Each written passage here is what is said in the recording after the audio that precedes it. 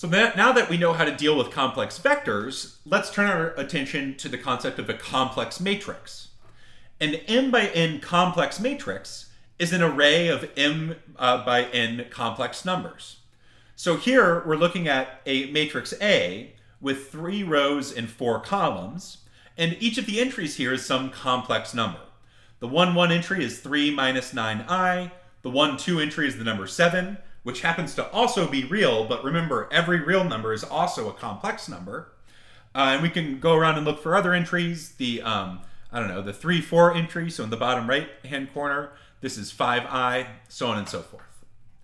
So here the notation we would use is we would say A belongs to C to the 3 by 4 to indicate that this matrix has 3 rows and 4 columns. But we're writing C here instead of R to indicate that this matrix might have entries that are not necessarily real numbers. Well, what sorts of things do we do with matrices and vectors? One of the core concepts of the course is the notion of matrix vector multiplication, which is really the idea of linear combinations of columns. So if we start with a matrix that is m by n filled with complex numbers, and we start with a vector in C to the n, where n here is the number of columns of the matrix, we can form the matrix vector product A multiplied by V with a linear combination.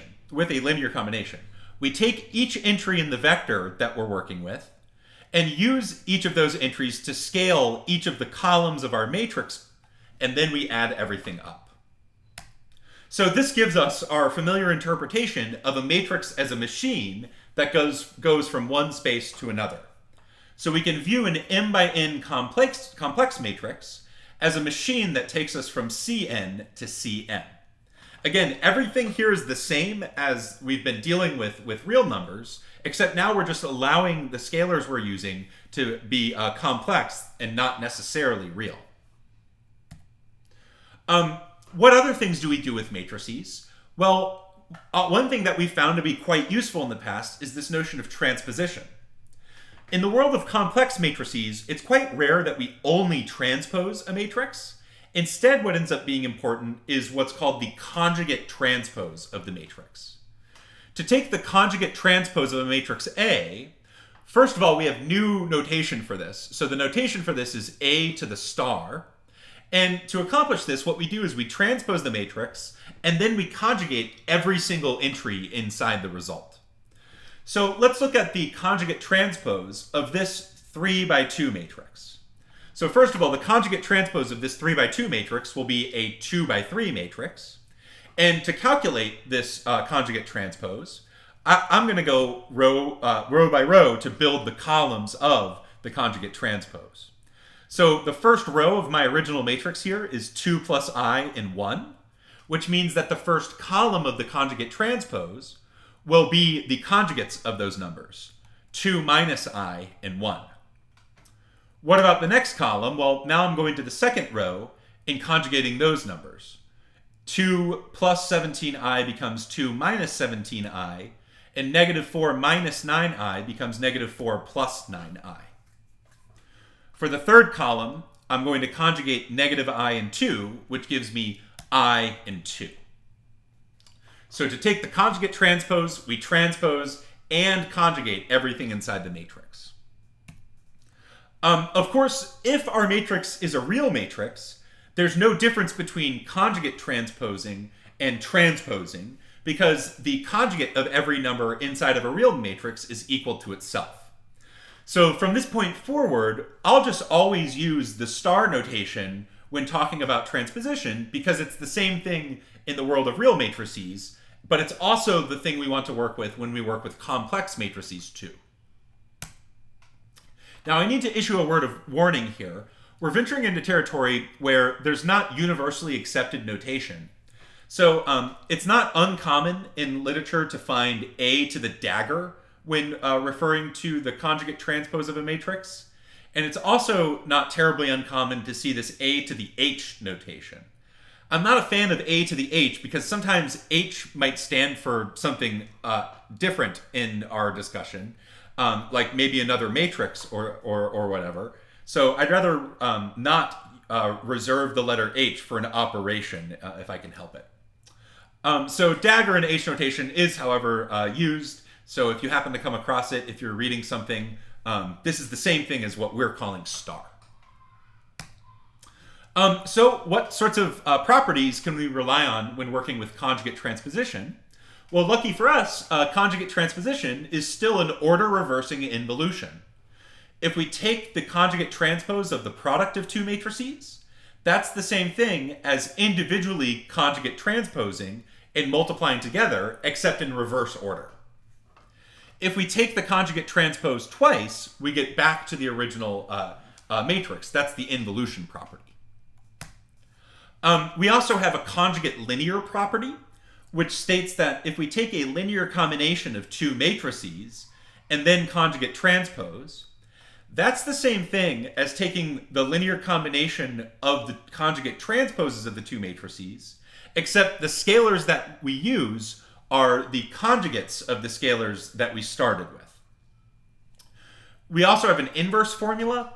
If we want to invert the conjugate transpose of a matrix, that's the same thing as first inverting and then taking the conjugate transpose.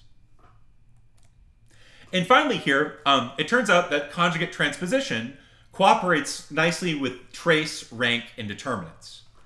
The trace of the conjugate transpose of a matrix is the same thing as the trace of the matrix, but we need to conjugate the trace. Also, the rank of the conjugate transpose is the same as the rank of the original matrix, so that's nice.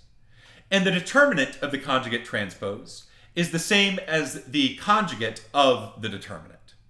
So we have formulas that relate trace, rank, and determinants to conjugate transpose. We also have an adjoint formula, which is exactly the same as the adjoint formula we've been working with, except now we are replacing the transpose operator with the star operator. So if we want to take A and multiply by a vector, and then take the inner product with another vector W, that's the same thing as taking the inner product of the original vector V with the conjugate transpose of A times W. So we can move any matrix back and forth inside of a complex inner product, but every time we do move it back and forth, we have to apply the star operator to A. The proof here is exactly the same proof we used when we proved the original adjoint formula, except now we're replacing the transpose operator with the star operator. Other properties. It turns out that the eigenvalues of the conjugate transpose of a matrix are the conjugates of the eigenvalues of A. The proof here is just an application of the definition of eigenvalues. So if you look at the rank of lambda times the identity minus A, remember rank is insensitive to conjugate transposition. So that's the same thing as the rank of the conjugate transpose of that characteristic matrix, lambda times the identity minus A. And when I distribute the star operator here, I can distribute it, and what I get is lambda bar, so the conjugate of lambda, multiplied by the identity minus A star. So if the rank of the characteristic matrix is deficient for lambda I minus A, it's also deficient for lambda bar times I minus A star. So this tells us that lambda bar, or the conjugate of lambda, is an eigenvalue of A star, precisely when the lambda is an eigenvalue of A. So if you happen to know the eigenvalues of A, you also know the eigenvalues of A star. You just conjugate all of your eigenvalues. So this gives us a totally new perspective on the same subject. We can apply the following replacements to do all of our linear algebra over the complex numbers rather than just the real numbers. Replace the symbol fancy R with the symbol fancy C. Replace the original inner product formula, V inner product with W equals V transpose times W, with the new inner product formula, V inner product W equals V star times W, and replace all of our transposes with conjugate transposes. So every time we've used one of these concepts, if you make this replacement, you get the analogous concept in the world of complex numbers. So for example, the original projections formula was x times the inverse of the grammian of x, so that's x transpose times x transpose. Well, if we replace those transposes with the conjugate transpose, we get the formula for projections in the world of complex numbers.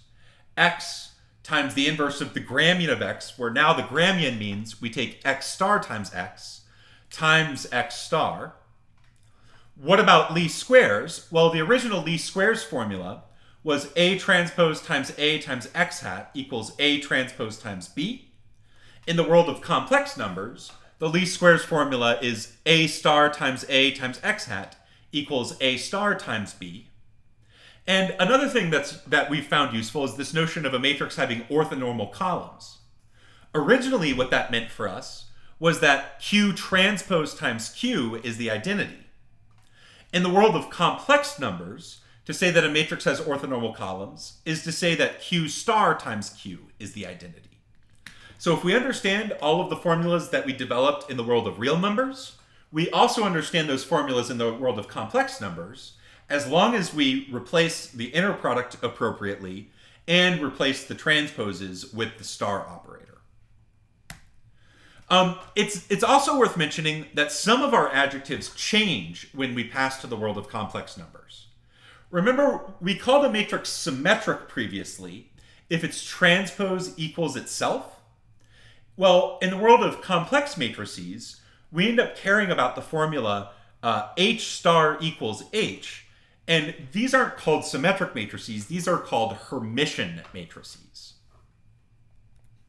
And another thing we learned previously was this notion of an orthogonal matrix. These were the matrices whose transpose equaled their inverse. Well, in the world of complex numbers, we replace that transpose with the star operator and get the notion of a unitary matrix. So a matrix is unitary if its conjugate transpose equals its inverse. So some of our adjectives change when we pass from R to C. When working with complex numbers, we care about Hermitian matrices, which is a generalization of the notion of a symmetric matrix. And in the world of complex matrices, we also care about unitary matrices, which are generalizations of the notion of orthogonal matrices. So here are two examples of this. Here on the left, we're taking a matrix H and then taking its conjugate transpose. And one thing to note is that when we take the conjugate transpose on the left here, we don't change the matrix. For example, this 6 minus 2i in the 2, 3 position has conjugate equal to 6 plus 2i, which is in the 3, 2 position. So when we take the conjugate transpose, those two entries swap appropriately. So H star here equals H, which means H here is Hermitian. On the right over here, we have an example of a matrix Q that we're taking the conjugate transpose of and then multiplying by Q, and this produces the identity matrix.